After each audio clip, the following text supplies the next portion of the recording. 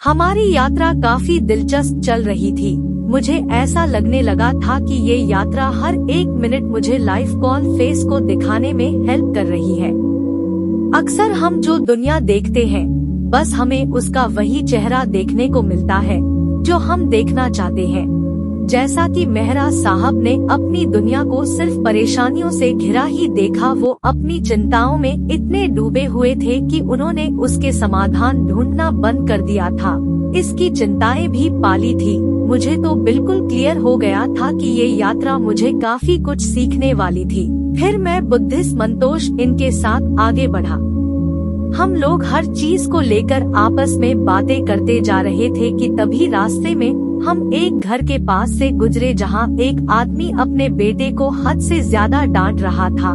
किसी काम का नहीं है, तू एक काम नहीं होता तुझसे ढंग से, ना तेरा मन पढ़ाई में लगता है और ना ही दिए हुए कामों में, आगे क्या करेगा तू, मैं बूढ़ा हो चला हूँ, घर की जिम्मेदारियाँ भी तो तुझे भी संभालना है, क्या करूँ मैं इसका। वो लड़का कुछ 19 या 20 साल का होगा और चुपचाप से खड़ा अपने पिता की बातें सुन रहा था। उसकी नजर आसपास के लोगों तक जाती और फिर वो अपने जैसे कि मानो उसने अपना चेहरा वहाँ मौजूद लोगों से छुपा लिया।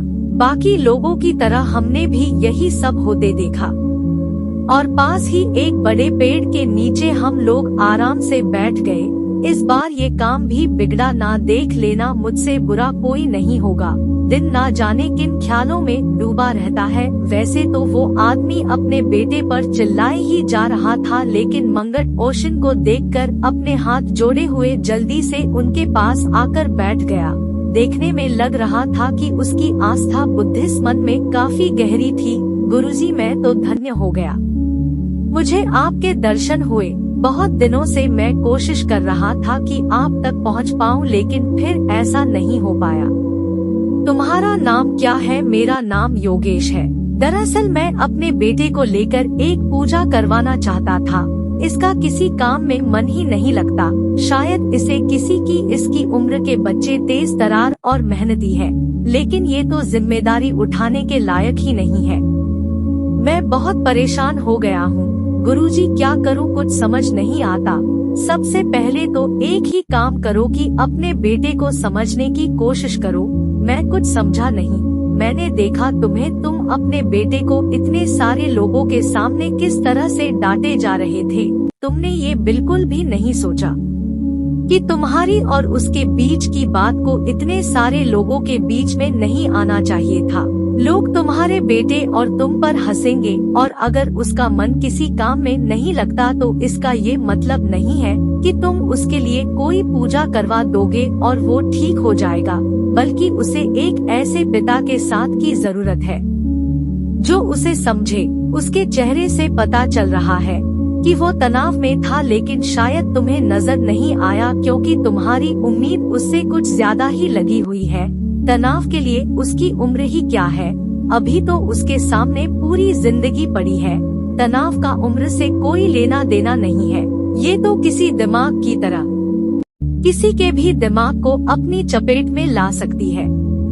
तुम्हारा बेटा भी शायद तनाव में रहने के कारण अपने कामों को ठीक तरह से नहीं कर पा रहा है। अगर तुम्हें बुरा ना लगे तो क्या तुम अपने बेटे को यहाँ ला सकते हो? इस पर योगिक अपने बेटे को बिना वक्त गवाए मंगतोष इनके पास ले आया।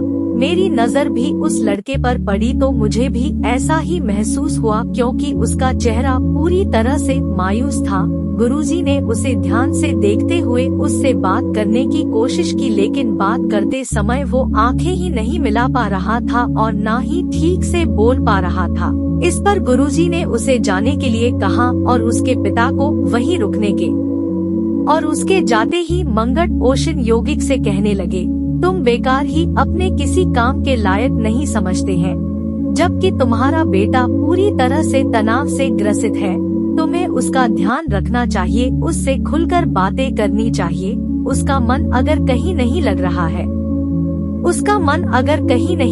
है, तो तुम्हें उसके साथ बात करके इसका पता लगाना चाहिए कि उसके मन में। उससे पूछो कि उसके तनाव का कारण क्या है, वो किस लिए परेशान है, और सबसे अहम बात यह है उसे इस तरह से सबके सामने नहीं काटना चाहिए, मानसिक रूप से परेशान कर सकता है।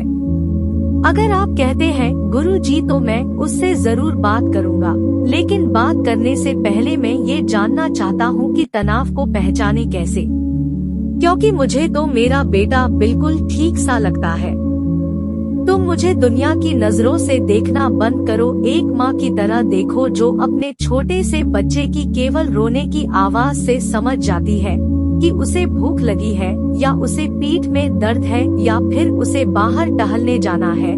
तनाव भी कुछ ऐसा ही होता है जो अंदर ही अंदर इसकी कोई बड़ी वजह